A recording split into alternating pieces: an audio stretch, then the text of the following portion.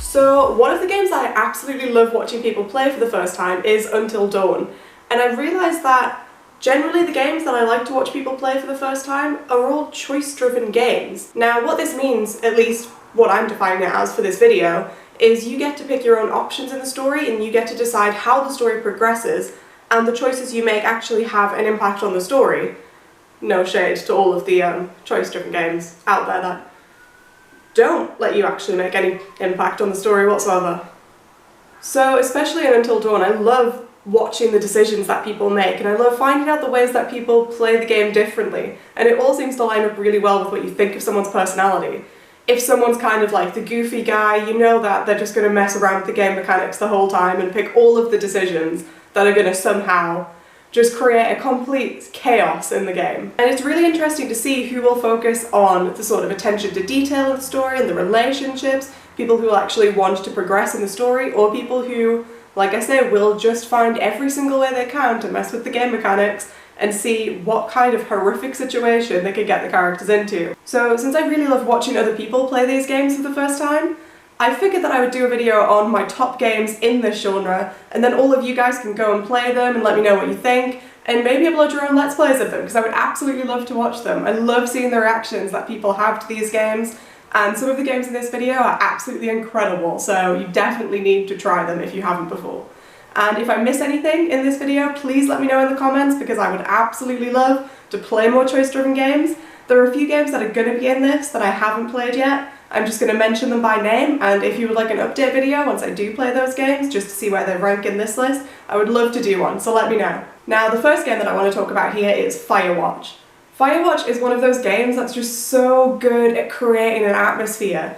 It's so isolating, but the world feels so expansive at the same time. I think especially these days, a lot of creators get so caught up on the plot and how good the story needs to be that they forget that atmosphere is one of the biggest techniques in storytelling. And that's something that Firewatch definitely doesn't forget at all. The atmosphere is probably the biggest piece of the game for me. I would say the best word I can think of to describe Firewatch is probably eerie. Everything just feels a little bit off about the game, but in a way that really works for the game's mechanics. The game that I finally recently got around to playing is Life is Strange, because the second one came out, so I went through and played the first one, and both of them are so good. Now, I thought there were definitely downsides of Life is Strange. There were definitely things that I didn't enjoy about the game. The story definitely felt a bit clunky at points, but it was so good at making me care for every single one of the characters. Now, a game that was really difficult for me to not have in my top 3 choice-driven games was the Stanley Parable. Stanley worked for a company in a big building where he was employee number 427. Employee number 427's job was simple. He sat at his desk in room 427 and he pushed buttons on a keyboard. The Stanley Parable is one of those games that just makes you literally question everything in the game. And it's such an interesting game for this genre, because the game itself is questioning if you actually have any right to choose whatsoever, if you actually have the ability to choose, if you can make your own decisions, and then if those decisions actually do impact the story. It's so self-aware, I guess is the way to put it. And it's quite a short game actually, so if you want a good laugh, I would definitely recommend playing this, because the narration is just incredible in that game. So before we get to my top 3 choice-driven interactive games, I figured I would mention some of the ones that I have yet to play. So if you do recommend any of these games that I haven't played yet, or any other games that I haven't mentioned in this video, please do let me know in the comments and I'll get around to playing them as soon as I can. So some of the games that I have yet to play are Beyond Two Souls, Telltale The Walking Dead, Tales from the Borderlands, and Gone Home. Now, I know there are a million other choice-driven games that I haven't mentioned there, so if there are any of those that you would recommend, let me know in the comments, but those are the ones that all of my friends talk about all of the time, and I definitely need to get around to playing them. I think Beyond Two Souls is probably the one that's on the top of my list for now. Now, it wouldn't be a video about choice-driven games without talking about Detroit Become Human. This game has such an interesting story, and the world building is so incredible. More and more androids show signs of deviancy. There are millions in circulation. If they become unstable, the consequences will be disastrous. The world of Detroit feels really big and expansive, but it's the smaller stories to me that I really cared about while I was playing it. I really cared about Well, I mean, I don't want to spoil anything, but there's a much smaller story about an android who's going back to a broken, abusive home. And that story was one of the most incredible stories to play in the game. And the amount that I really cared for certain characters and then really, really hated other characters was just so well done by the game. It really makes you feel all of the emotions that you're expected to feel in that kind of game. One of my favourite things about Detroit was that although my choices did feel like they mattered and it did feel like a really good game, it also just felt like a piece of cinema, which as a filmmaker I absolutely love when games feel that way.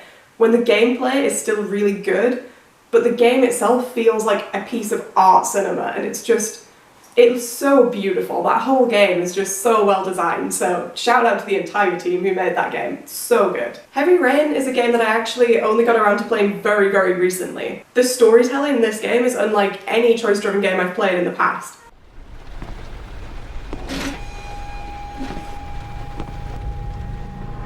Are you prepared to suffer to save your son? The game starts quite slow, but it feels like it picks up the pace very quickly, and in the moments where it does drag, I mean...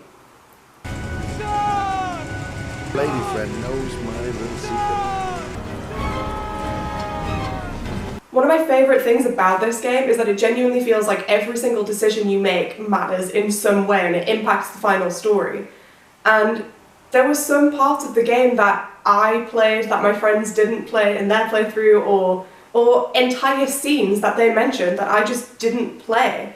There was one point, and no spoilers here, but there was one point where a friend mentioned his favourite scene that happened in a house that you walk into, and I was really confused because I was like, I just walked in that house, picked up a leaflet and I left, and he had a whole amazing action sequence that because I made a slightly different decision, I just completely walked away from. And I have went back and played through that scene and it is very, very good. But it was just such an interesting thing that we had completely different experiences of the same game and completely different outcomes. He had characters that died halfway through the story and then just continued on without them, whereas I ended up with those characters at the very end. So if you like choice-driven games that actually make you feel like every decision matters, I would definitely recommend giving Heavy Rain a go. The game that is probably my all-time favourite choice-driven game, because it also blends with horror games, which I really, really love, is Until Dawn. One of the aspects of this game that I really enjoyed that reminded me a lot of Silent Hill Shattered Memories was the therapy sessions where you get to make different decisions on who you hate and who you like and what scares you more, and those actually impact the scares that you see in the game. Oh. Did I startle you? So sorry.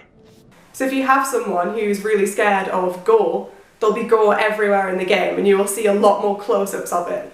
Or if you say that you're really scared of birds, birds will randomly fly at the camera and scare the living shit out of you. Now these slight enhancements of the game really impact the overall feeling of the story and the experience that the player has in the game. Until Dawn for me just feels like such a classic, like cheesy 80s horror style game.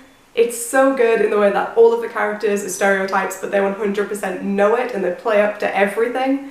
And the game is very self-aware. Kind of reminds me of the vibe that Cabin in the Woods had, where it's sort of, the people making it know that it's kind of extremely cheesy and they just play up to that and use all of the tropes. So the game totally embraces knowing exactly what it is, with a bunch of teenagers in the middle of nowhere on a mountain in a cabin in the woods.